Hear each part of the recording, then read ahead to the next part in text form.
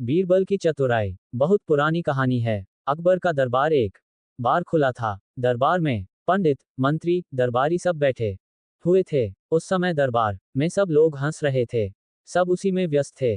अकबर भी बहुत खुश दिखाई दिए, लेकिन अकबर को हमेशा एक चिंता रहती थी। राजदरबार के सभी दरबारी बीरबल के निर्णय से बहुत नाराज थे। बीरबल ने अपने निर्णय को कुचल दिया। बीरबल से उन्हें बहुत ईर्ष्या हुई, लेकिन उन्हें बीरबल के सामने बोलने का साहस नहीं हुआ। अकबर ने हर बार बीरबल की दरबार में बीरबल की प्रशंसा की। दरबारी बीरबल से घृणा करते थे और अकबर को भड़काते रहते थे जब वह दरबार में नहीं होता था। लेकिन अकबर बीरबल की बुद्धिमत्ता पर बहुत भरोसा करता था। दरबार में हंसी ठिठोली के बीच अकबर ने मन ही मन दरबारियों की जांच करने का विचार बनाया। ध्यान से सुनो, तुम सभी को मेरे एक सवाल का जवाब देना है। उन्होंने सभी दरबारियों से कहा, मैं बीरबल की जगह किसी को अपना मंत्री नियुक्त कर दूंगा जो इस प्रश्न का सही उत्तर देगा और उसे साबित कर देगा। देखो, तुम सबके लिए बहुत बढ़िया अवसर हाथ आया है। अकबर ने कहा, इससे आप अपने सभी सपने पूरे कर सकते हैं। ये सुनकर दरबारी सब खुश हो गए। देखो, तुम्हें ये साबित करना है कि मनुष्य द्वारा निर्मित चीज ज्यादा अच्छी होती है या कुदरत द्वारा निर्मित। अकबर ने फिर कहा। अकबर ने सवाल पूछा तो सभी दरबारी सोच में पड़ गए। उन्हें अकबर ने एक सप्ताह का समय दिया और कहा कि अगले शुक्रवार को दरबार लगने पर अपने सर्वश्रेष्ठ प्रदर्शन करना होगा। दरबारी हर एक अपने घर चले गए। ये साबित करने के लिए किसी भी तरह का उपाय खोजने में सभी व्यस्त थे, लेकिन बीरबल इतना बुद्धिमान भी नहीं था। सभी दरबारियों में से कोई भी इस प्रश्न का उत्तर नहीं दे सका। शुक्रवार को तय समय पर राजदरबार फिर से खुला। सब लोग अपने अपने आसन पर बैठ गए। बीरबल हालांकि पहले आए थे। अब राजा ने हर व्यक्ति से सवाल पूछा, लेकिन सभी दरबारी, मंत्री और पंडित गर्दन झुकाकर खड़े हो गए। अकबर अब रहा नहीं। बीरबल से पूछा। बीरबल ने बहुत चतुराई से कहा, जहांपनाह, इसमें क्या बड़ी बात है, जवाब बहुत सरल है।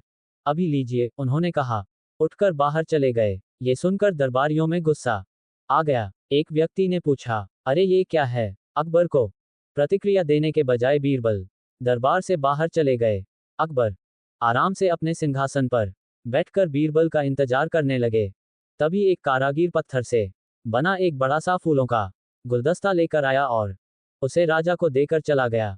राजा ने गुलदस्ता हाथ में लिया और देखकर उसकी बहुत तारीफ की और अपने खजाने के मंत्री को कहा, इस कारीगर को 1000 स्वर्ण मुद्राएं इनाम के तौर पर दी जाएं। इनाम लेकर कारीगर खुश होकर बाहर चला गया तो अकबर के बगीचे का माली आया और राजा को एक बड़ा गुलदस्ता दिया। इतनी सुंदर गुलदस्ता देखकर राजा भी उसकी तारीफ करने लगा। तब अकबर ने अपने मंत्री को कहा, माली को 100 चांदी की मुद्राएं इनाम के तौर पर दी जाए।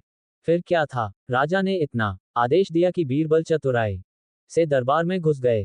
पहले अकबर बीरबल से बहुत नाराज हुए और कहा, शायद सभी दरबारी सही कहते हैं, मैंने ही आपको जरूरत से ज्यादा महत्व दिया है, इसलिए आप बीच में राज दरबार छोड़कर चले गए और मेरे प्रश्न का उत्तर भी नहीं दिया। अकबर ने कहा, जहांपनाह, आप कुछ भूल रहे हैं।